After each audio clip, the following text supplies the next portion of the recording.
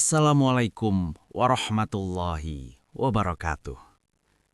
Sahabat Nur Kolbu, pernahkah kalian mendengar satu nama yang tak hanya hidup di buku sejarah, tetapi juga bernafas di dalam hutan, berjalan di antara pepohonan, dan berdiam di alam yang tak kasat mata?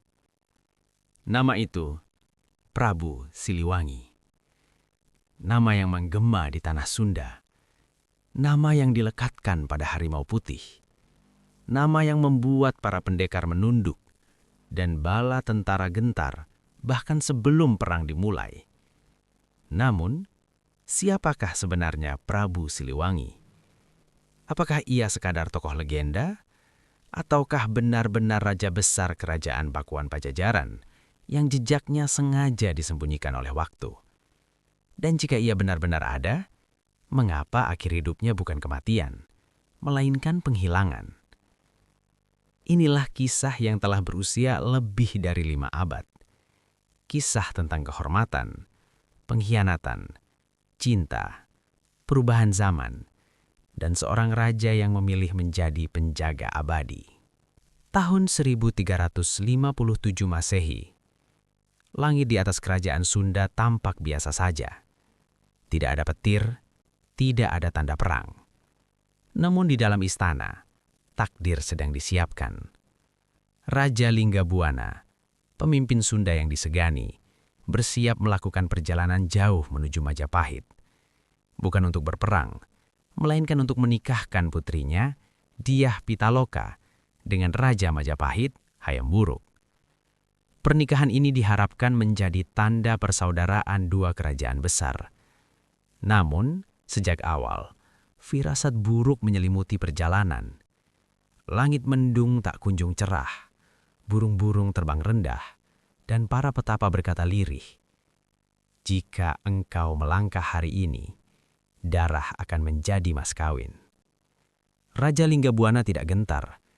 Baginya kehormatan raja adalah menepati janji. Ia berangkat.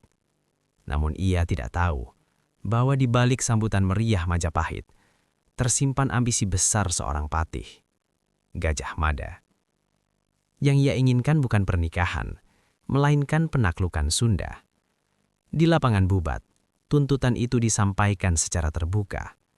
Putri Sunda harus dipersembahkan sebagai tanda tunduk. Raja Linggabuana berdiri kaku. Dadanya terbakar amarah. Namun ia tahu, tidak ada jalan pulang. Lebih baik mati sebagai raja daripada hidup sebagai budak. Maka pecahlah perang Bubat. Pasukan Sunda yang datang untuk damai dibantai habis-habisan. Raja Linggabuana gugur dan Dyah Pitaloka memilih menusuk dirinya sendiri di tengah medan laga. Ia mati bukan karena kalah, tetapi karena menjaga kehormatan. Hari itu, tanah Pasundan menangis. Langit mendung selama 7 hari, 7 malam. Raja yang gugur itu kemudian dikenang sebagai Prabu Wangi, raja yang kematiannya harum dalam sejarah. Namun dari luka itulah sebuah kebangkitan disiapkan.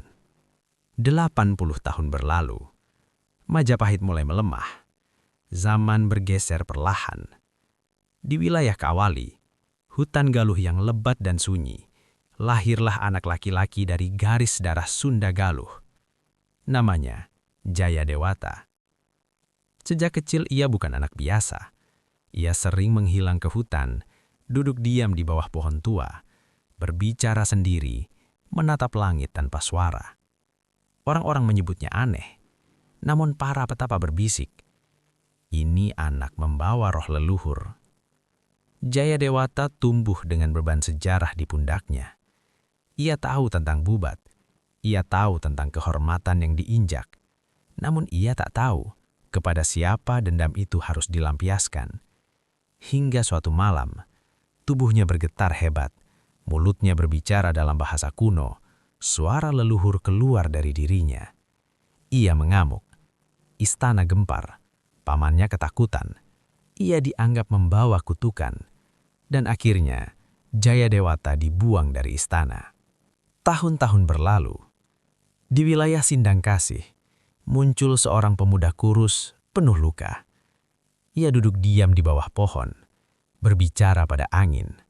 Matanya kosong. Anak-anak mengejek, orang dewasa mengusir. Namun seorang gadis melihat hal lain. Namanya Ambedkasih.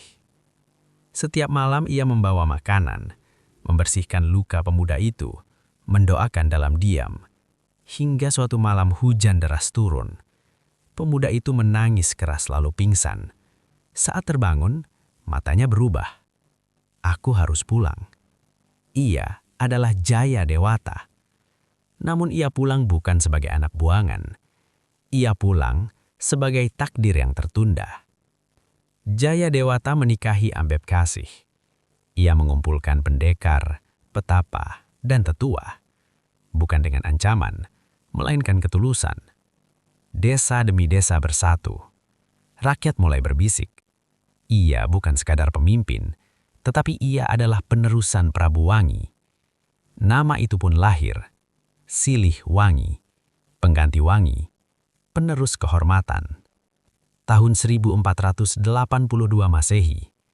Tanpa perang besar, tanpa pertumpahan darah, Jaya Dewata dinobatkan sebagai Raja Sunda Galuh. Gelar resminya panjang, namun rakyat memanggilnya satu nama, Prabu Siliwangi.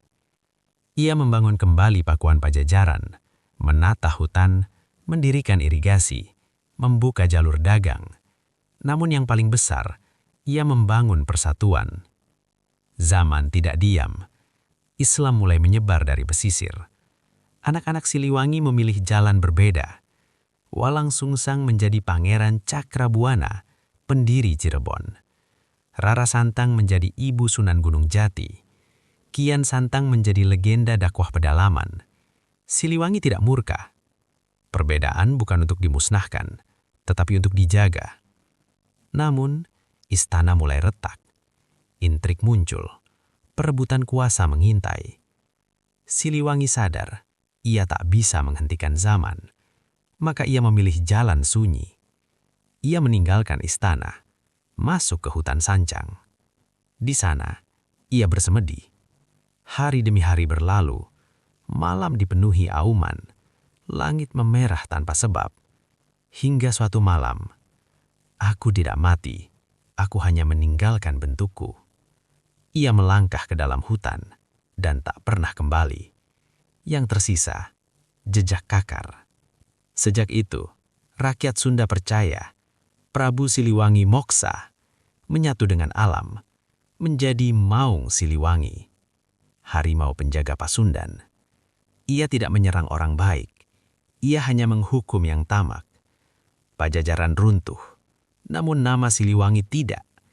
Ia hidup di legenda, di doa, di sumpah prajurit.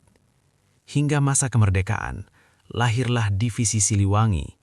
Karena Siliwangi bukan sekadar raja, ia adalah nilai. Jika suatu malam kau mendengar auman samar dari hutan, jangan takut. Mungkin itu bukan binatang, mungkin itu histori yang masih menjaga. Karena Prabu Siliwangi tidak pernah mati, ia hanya menunggu. Terima kasih telah menyimak kisah ini hingga akhir. Jika kalian menyukainya, jangan lupa like, komen, dan subscribe untuk kisah-kisah legenda Nusantara lainnya. Wassalamualaikum warahmatullahi wabarakatuh.